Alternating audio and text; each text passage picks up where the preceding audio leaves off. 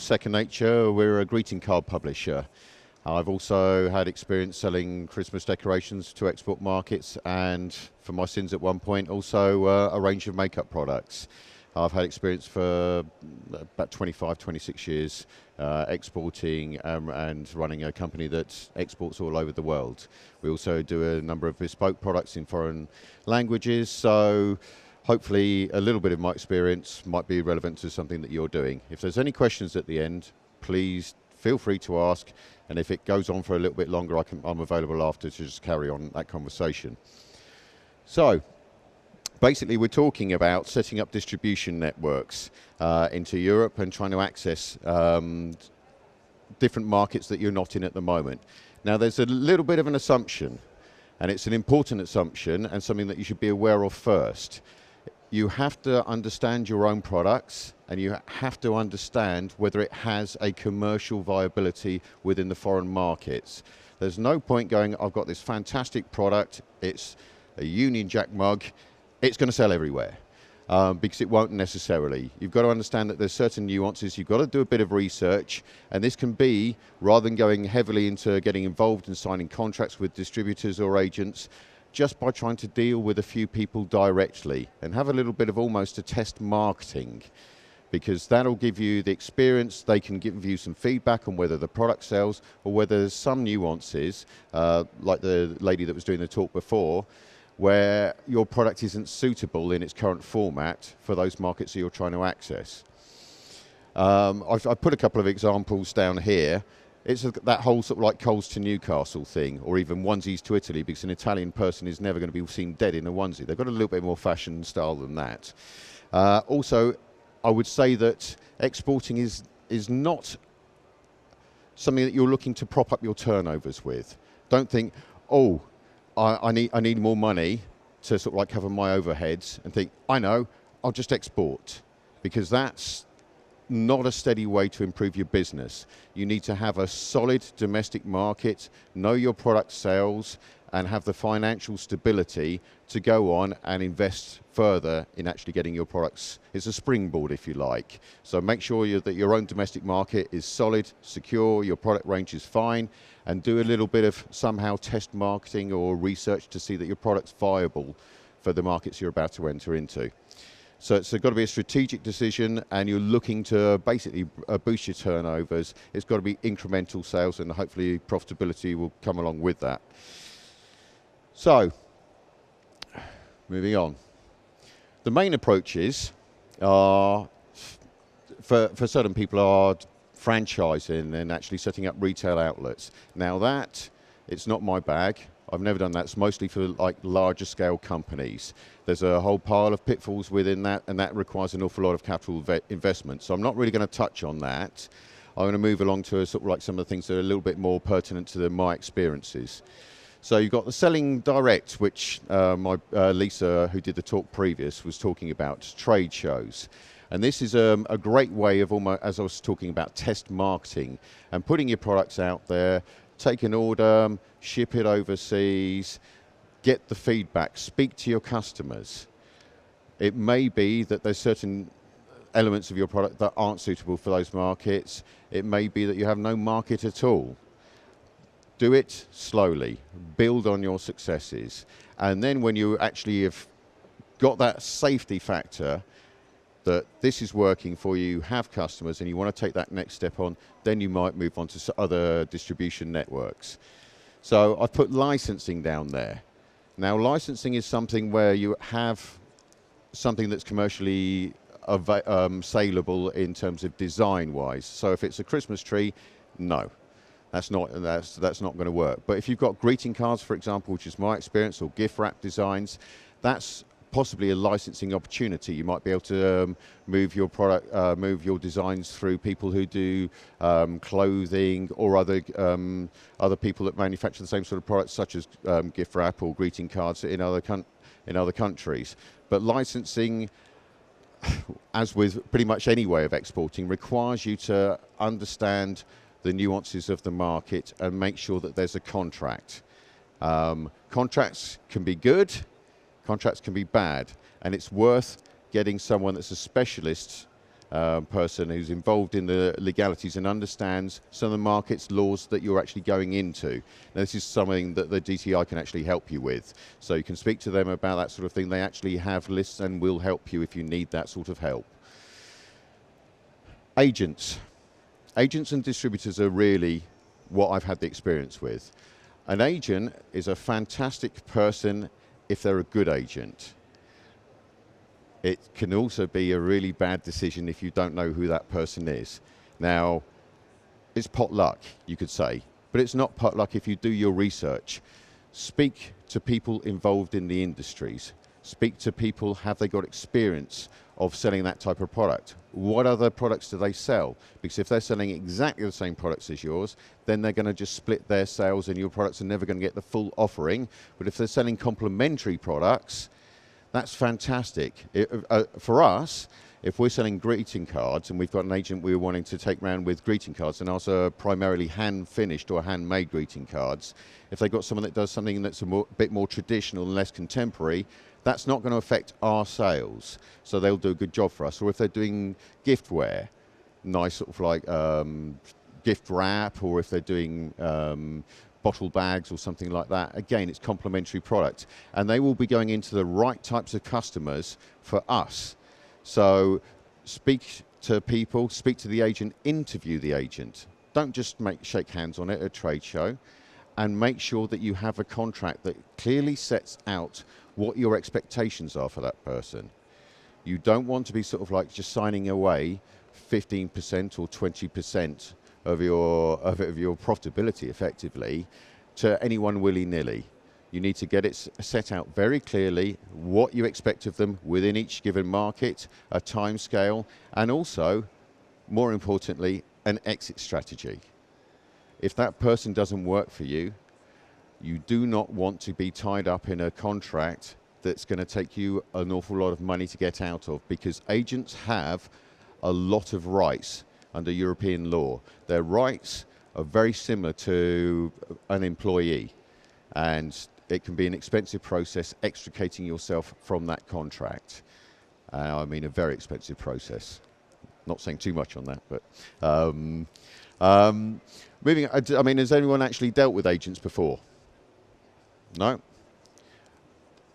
I mean, you're all considering, I'm assuming this, you're all considering exporting or having that step. A kind of agent now.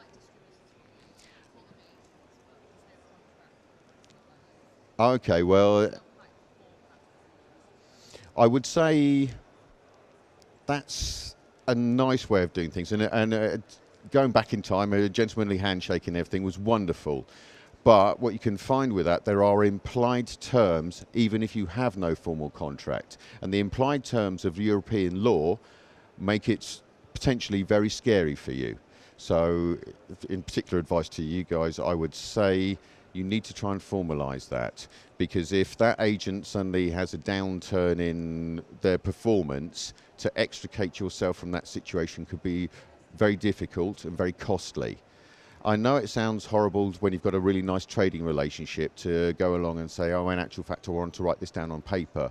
But if things go wrong, it's you guys that will suffer. And it really, the laws favour the agent in most cases, as they do in the UK. There are implied laws. You could do it, and if that person walks away, fantastic. Consider yourselves very lucky. But these days, thanks to America, the world is becoming a more litigious place, and you really would be best served by looking into this and trying to get some formalisation in there, because if that person suddenly starts selling something that's conflicting with your own sales, you will see your sales decline. And if you can't get yourselves out of that, and they call a lawyer, you could find yourselves in an expensive legal battle.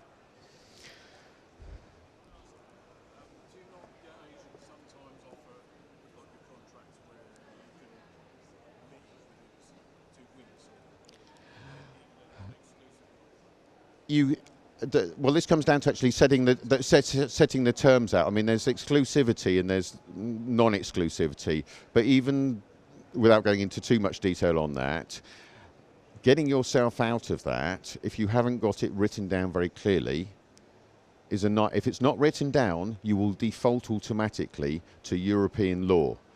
And this,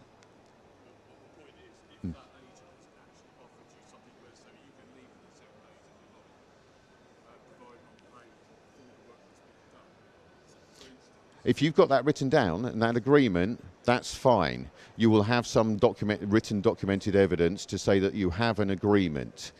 I would suggest that that's signed, not just an email. No. If it's signed, you have some form of protection. But it's these whole sort of verbal agreements and nice friendly agreements which start out as wonderful things. But it's like lending your lawnmower to your next door neighbour. Something in a relationship changes, and trying to get yourself out of that, you can go around and collect your lawnmower. But getting rid of that agent, if they, for want of a better phrase, cut up rough, suddenly that European law is very, very, I mean, you know, in fairness to them, it's favouring them, but it's protecting them from unscrupulous people that will use and abuse maybe their contact lists. Now, what you're expecting from your agent is you're expecting them to bring something to your table as well.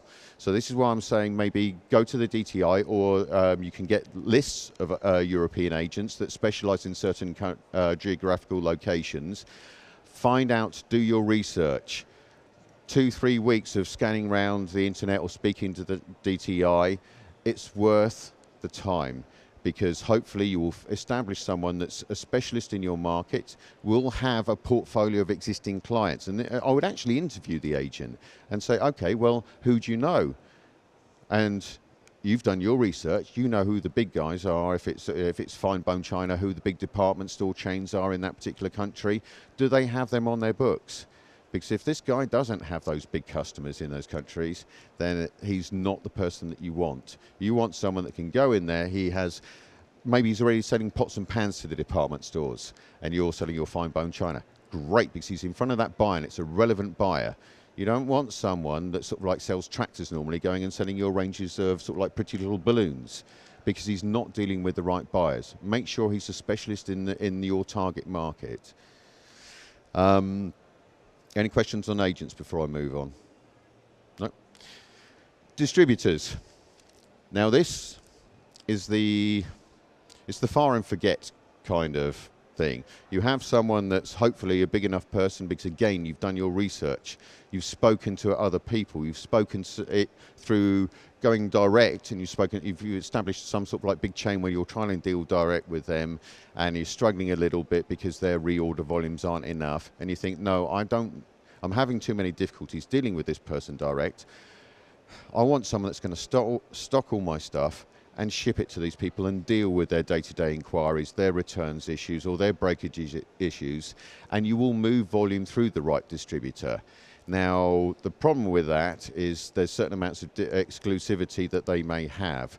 They may only want certain of your product ranges, in which case, don't tie yourselves down. Make sure that you specify in the distribution agreement what product ranges you're offering, so that if you bring a new product to market, you're not tying up through an agreement that product automatically goes to that distributor who may not wish to sell it, because you're cutting down your market.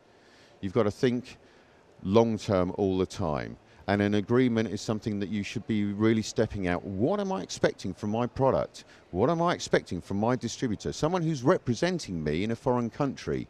You don't want someone that's going out and just bunging a little bit in this store and a little bit in that store. You want someone that's got that whole set of customers. So again, speak to people in the local market. Trade shows is a great place to start talking to people, and they may say, oh yeah, I have this many stores in this country, and you think, great, but okay, who do you deal with?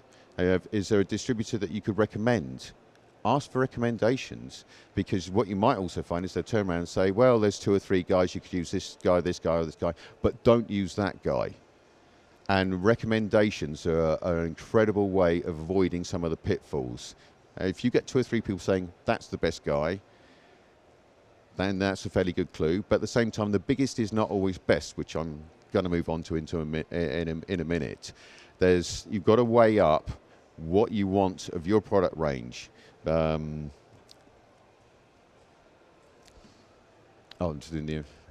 it's a bit back to front. The other type of thing is if you actually are trying to control a sales force, particularly in this, we're referring to the USA. Distributor or sales force, particularly in the current the company I'm working for at the moment, we've done both.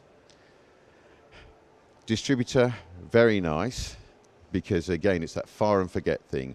They hopefully, because you've done your research, you've established that they're in your marketplace.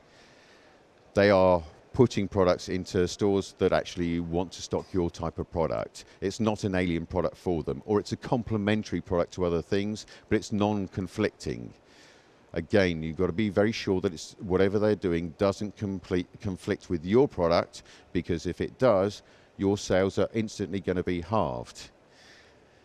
The sales force route, it's very good because you've got people on the ground that are going into those customers. They have those individual accounts and they are going to keep everything, but you have got to control those guys. Now, how do you control someone when they're 8 hours behind you? You've got to you cannot leave this to email communication, because the thing is, you have 30, 40, in our case 94 sales guys on the road across very large territories, and they have problems and they want to speak to someone, and they don't care that you're in bed. They want to speak to someone there because they've got a customer and they want to sort that customer out now. So how do you do that? You need a dedicated person to be able to, or a customer service point of contact that's awake at 2 o'clock in the morning. So you have to have that whole facility for someone who's going to be working a night shift almost to deal with those guys. It's difficult. The upside is that you're not giving away margin. You've got 15% commission or whatever it is to those sales guys on the road. Whereas the discounts you have to give to a distributor are obviously large, but you will get volume turnover without the administrative hassle. And it is an administrative hassle. If your unit price is actually very high, then it may pay you to go down that sales force route. In our case, our guys are running around with a product that may cost, in terms of a greeting card, maybe it costs $1 each or something like that. So they have to sell 300 cards or something like that to get an order. Now, you've got 94 guys on the road who are desperately trying to sell that volume. You've got to deal with that. You've got to deal with all of their issues, and then you've got to ship it.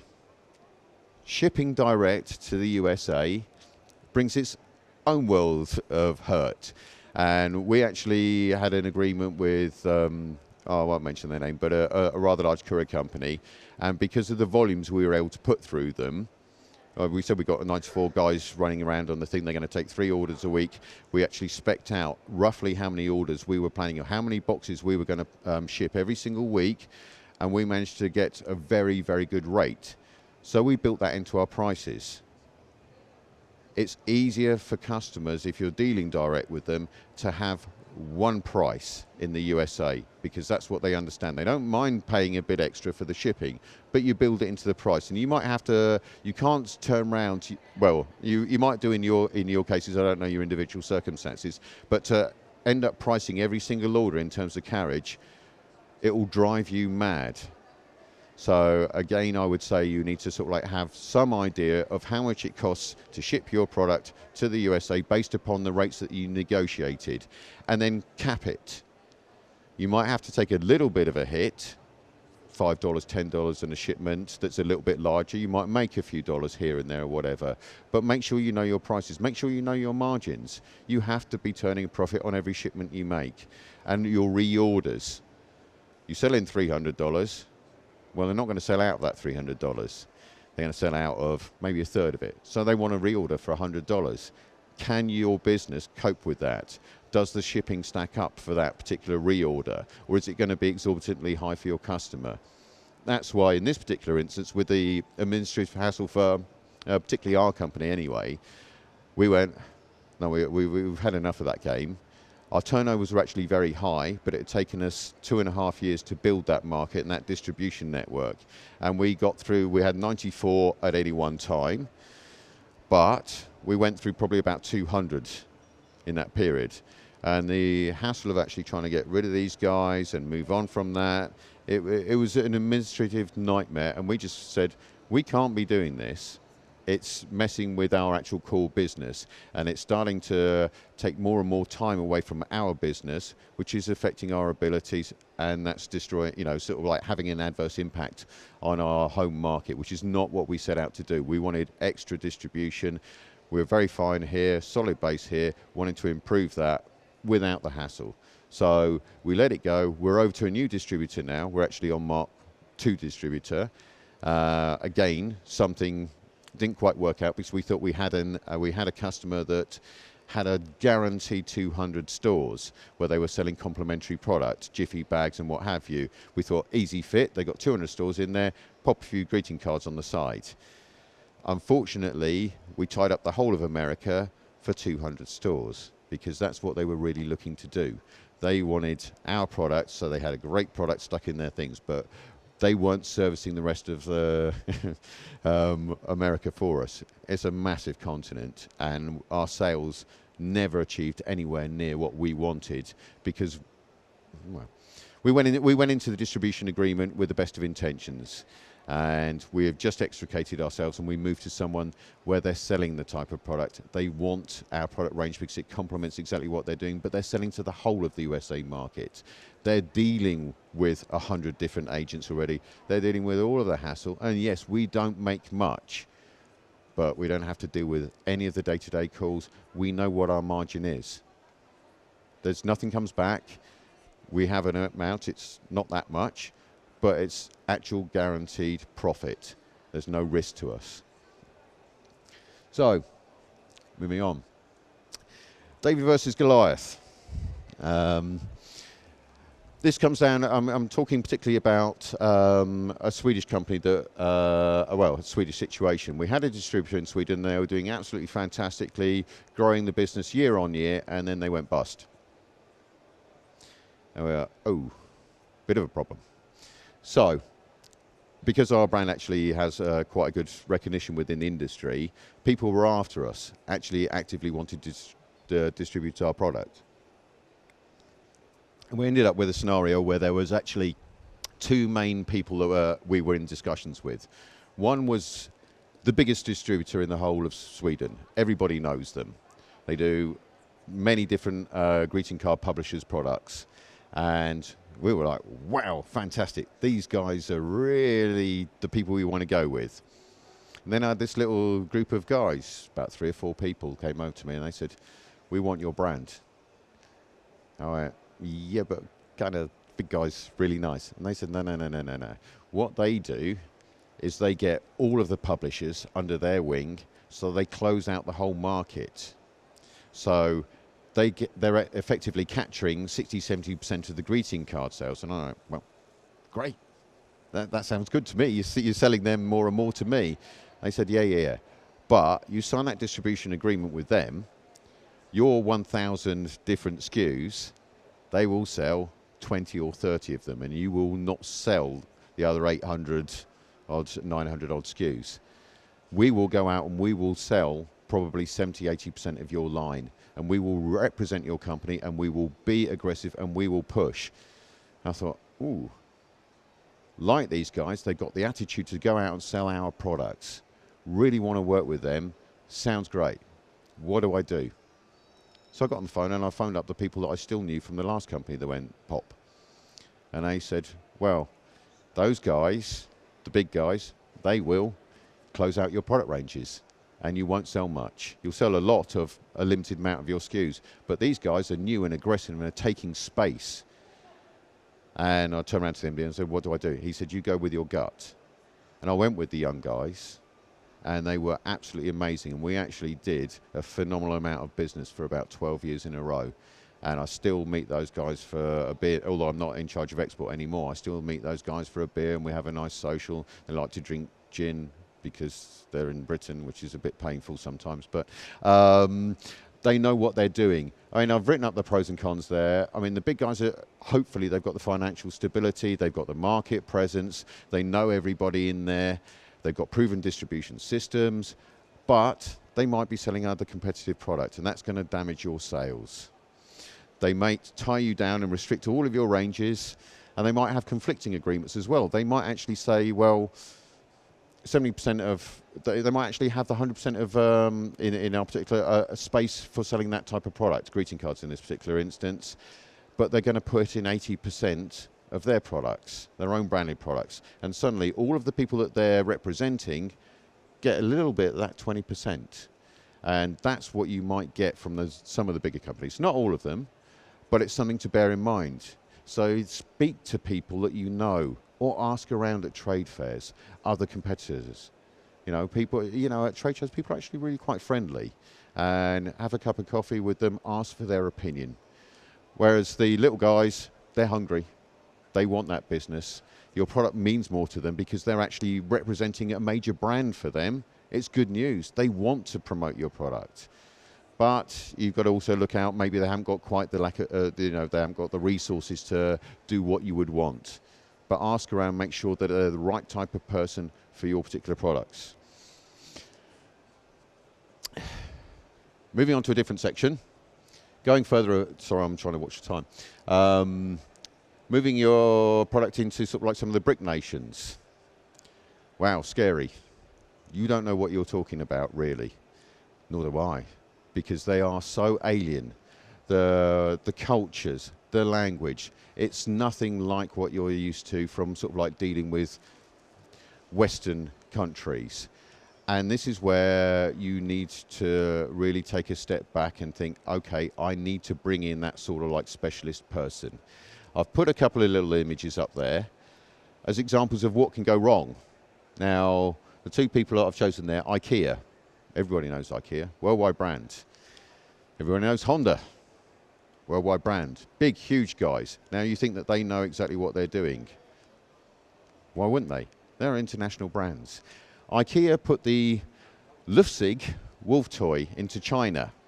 Now, the name, as it's phonetically pronounced, has what you call a homophobe, which means a word that sounds very similar to something else. Well, unfortunately, the name, as it's translated and spoken, means a lady's lady parts, basically, for want of a better thing. And that product was out in that market, and their sales in mainland China were absolutely destroyed overnight, and the brand suffered. I mean, IKEA suffered because they did one thing wrong, because they didn't do their research. They didn't employ someone in China to look at something as basic as that. Luckily for them, everyone in Hong Kong, because they don't particularly like China, bought that product about 3 times the price, and they sold out through the whole product range in Hong Kong. Honda Fitter, it never came to market, but it very nearly did. It's now called the Honda Jazz, because Fitter in Sweden and Norway has the same meaning as the wolf. But that's 2 global brands that were going into markets, and I mean, Honda caught it because their Swedish and Norwegian guys went, whoa, stop, no, you can't call it that. But they very nearly went to market with that product, and it would have destroyed their sales and destroyed their brand. So it's worth getting someone on the ground, be it an agent or a distributor. It's worth signing over a certain amount of money, because you will never be able to understand, fully comprehend the language unless you employ someone in the UK that does. So spend a little bit of money. Later on, you might sort of like want to take that a step on further, but it's worth signing over a little bit of your margin to get someone who's a specialist in that particular country.